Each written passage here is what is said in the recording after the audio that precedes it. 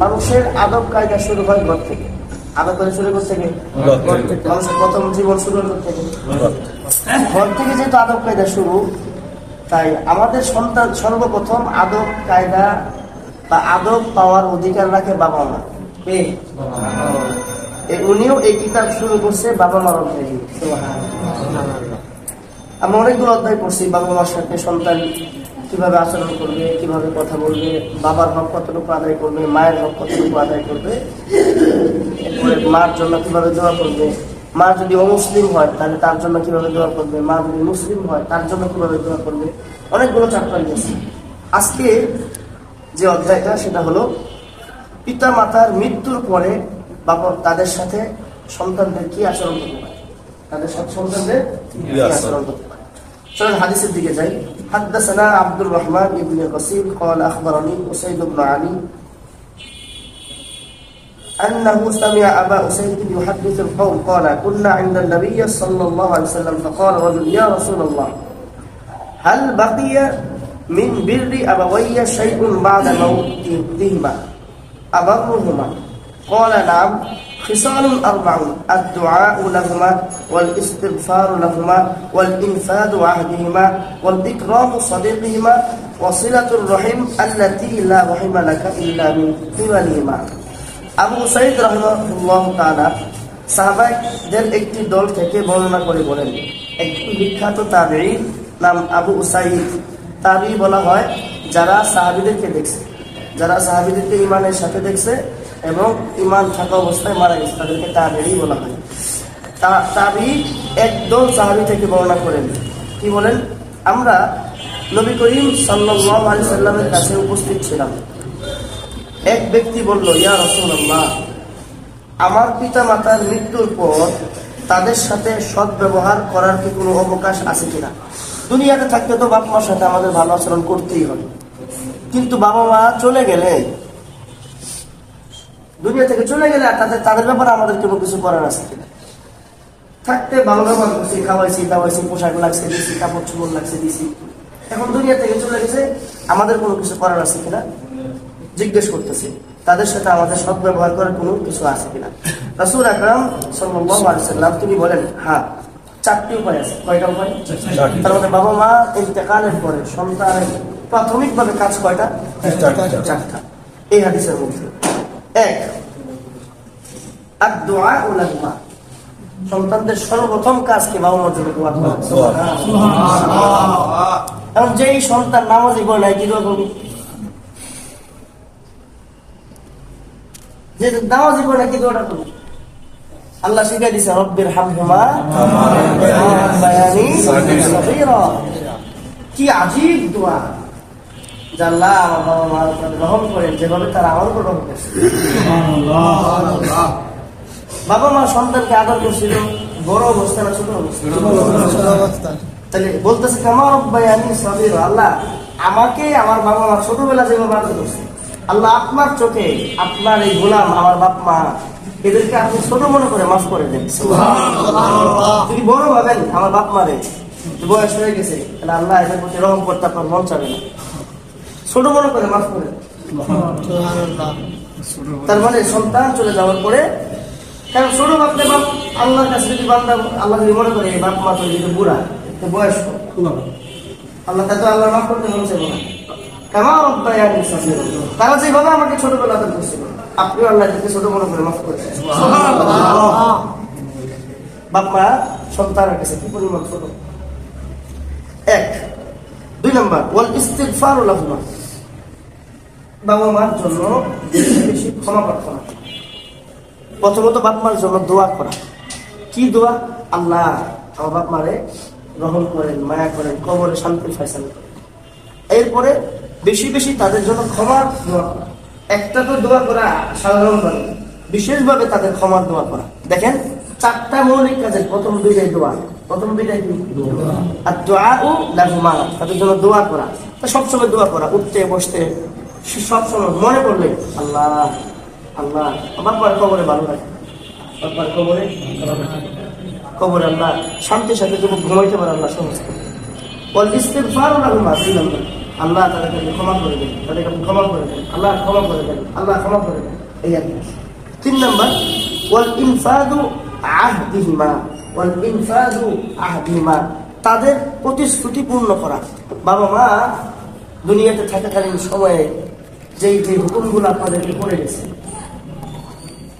কিছু কিছু কাজের কথা বাবা মা বলে যায়, বা ফুট এটা করিস, ওটা করিস, এই দিকের এই জায়গাটা তোর বইয়ে লেখা দিস, ওই জায়গাটা মসজিদে দিয়ে দিস, এই দোকানদার তোর ছোট ভাইটা কাজকর্ম করতে পারে না, দুর্বল, এটা দিয়ে দিস।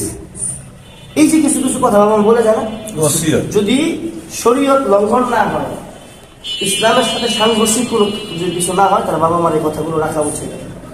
এরপরে বাবা মা কারোর সাথে ওয়াদা করে গেছিল, কেউ আপনার কাছে কিছু পায়, আপনার বাবার কাছ থেকে 5,000 টাকা নিয়েছিল, দিয়ে মরতে পারেন, মরার আগে বলে অমুক লোক 5,000 টাকা পাইব, দিতে পারি না, কি দিয়ে দিস।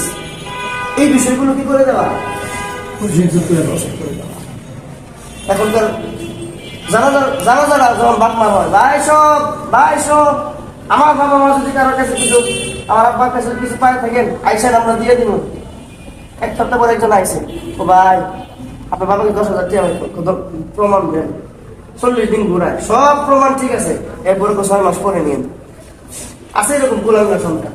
অথচ কোটি কোটি টাকা বাপ মা তার জন্য রেখে গেছে, কোটি কোটি টাকা রেখে গেছে, এরপরে ঘুরাই গেছে, আছে সব দিব না, সব প্রমাণ হয়ে গেছে, এরপরও দেয় না, গোলাঙ্গা দিব না।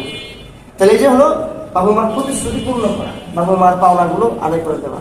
হাদিসে পাকে এটাও আছে, বাবা মার জীবদ্দশায় বাবা মার সাথে সম্পর্ক যাদের ভালো ছিল, অর্থাৎ বাবা মার বন্ধু, মায়ের বান্ধবী, তাদের খোঁজখবর নেওয়া, বাবার বন্ধু, এদের খোঁজখবর নেওয়া, বাবার উস্তাদ টিচার, এদের খোঁজখবর নেওয়া, বাবা যাদের কাছে পড়ছে যদি থাকে দুনিয়াতে, উস্তাদদের খবর নেওয়া, বাপ যাদের সাথে বেশি মিশে চাটা খাইছে, আড্ডাবাজি করছে, মাঝে মাঝে এদের কাছে যাওয়া, চাচা কেমন আছে, শরীরটা ভালো আছে, আমার আব্বার সাথে দৌড়া বসা করতে, আমার আব্বার লাগে দোয়া করে, আজকে আমার বাপ নাই, আপনার করে দেখলে আমার বাবার কথা মনে পড়ে, একসাথে বসে বসে এই জায়গায় চা খাইতো আমার আব্বা আপনার সাথে, এইখানে হাঁটতো, এই করতো, সেই করতো, এটা সুন্নাহ।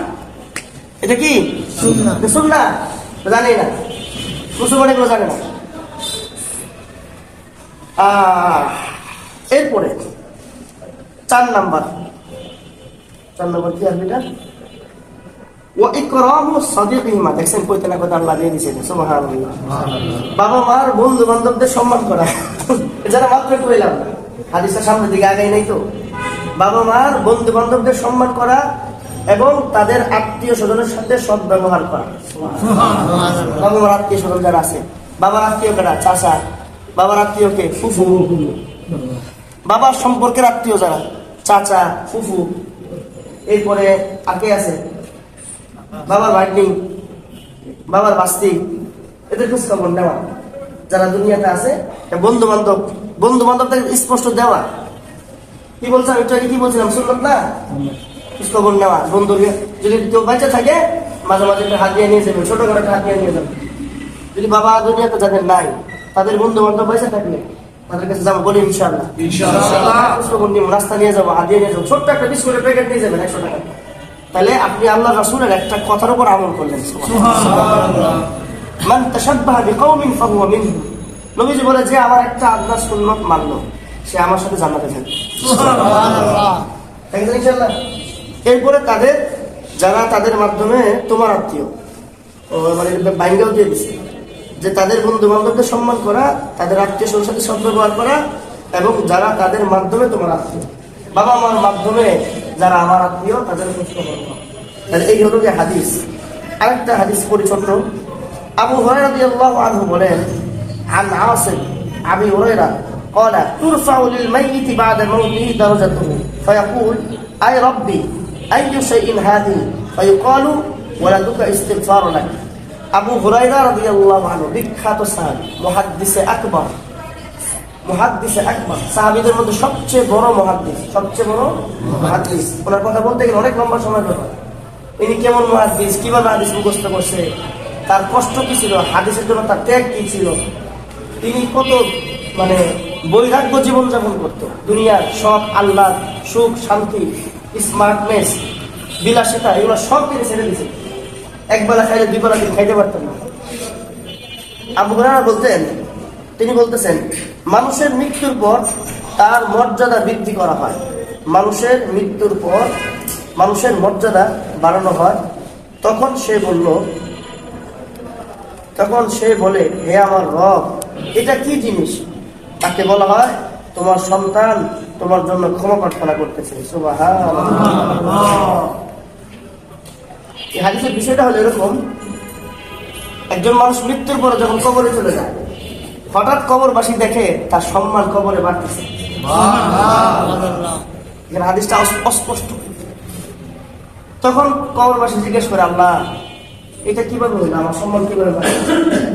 তখন আল্লাহ এই কথা জিজ্ঞেস করার পর ফেরেশতারা তাকে বলে দেয় তোমার সন্তানরা তোমার জন্য দোয়া করতেছে। দুনিয়াতে তোমার সন্তান তোমার জন্য কি দোয়া করতেছে, পাঠাইতেছে। শেষ কথা, তাফসীরে কাশফের মধ্যে একটা ঘটনা আছে। হঠাৎ একটা কবর সামনে পড়ছে, কবর সামনে পড়ার পর দেখলো যে তুমি কবরে আযাব হইতেছে। তিনি সফর যাওয়ার পরে আবার যখন ওই রাস্তা দিয়ে যাইতেছে, যাওয়ার পরে দেখলো যে ওই কবরের আযাব মাফ হয়ে কবরের মধ্যে শান্তি ফায়সালা হয়ে গেছে। তখন মুসা জিজ্ঞেস করলো আল্লাহ ফেরেশতাকে, যে প্রতিটা ফেরেশতাদের সাথে প্রত্যেকটা নবীর সাথে একজন ফেরেশতার বন্ধুত্ব ছিল, বুঝতে পারছেন? সেই ক্ষেত্রে মুসা আলাইহিস সালামের বন্ধু সম্ভবত মিকাইল আলাইহিস সালাম। কে ছিল? কোন কোন রিওয়ায়াতে পাওয়া যায় আজরাইল, তার সাথে বেশি কথাবার্তা হতো। কোন কোন রিওয়ায়াতে ইসরাফিলকে পাওয়া যায়। আর আমাদের রাসূলের বন্ধু কে ছিল? জিবরাইল আলাইহিস সালাম। ঠিক আছে, প্রতিটা ফেরেশতার সাথে একজন নবীর বন্ধুত্ব থাকে, প্রতি নবীর সাথে। তো তাহলে ফেরেশতাকে জিজ্ঞাসা করলেন কি হইল? তখন ফেরেশতা বলতেছে এই লোকটা যখন মারা যায় তার স্ত্রী ছিল গর্ভবতী। মরার সময় তার স্ত্রীকে বলছিল যে এই সন্তানকে তুমি দিন শিখাইবা। কি শিখাইবা? দিন শিখাইবা। আজকে এই সন্তান দুনিয়াতে আসার পরে প্রথম এই সন্তান আজকে মাদ্রাসায় গেছে, মানে দিন শিখতে গেছে। এক কথা, কোথাও না কোথাও মাদ্রাসা গেছে এবং এই সন্তান প্রথম শিখছে বিসমিল্লাহ, সুবহানাল্লাহ, আল্লাহর নামে পড়া শিখছে। এই পড়ানোর উসিলায় আল্লাহ তাআলা আজকেই মাফ করে দিয়েছে। সুবহানাল্লাহ। আল্লাহ আমাদের সকলকে সন্তানদেরকে দিন শিখাবার তৌফিক দান করে, আমাদের সন্তানদেরকেও বাবা মার হক আদায় করার তৌফিক দান করে। সুবহানাল্লাহ, আলহামদুলিল্লাহ, সুবহানাল্লাহ, আলহামদুলিল্লাহ, আশহাদু আল্লা ইলাহা ইল্লাল্লাহ।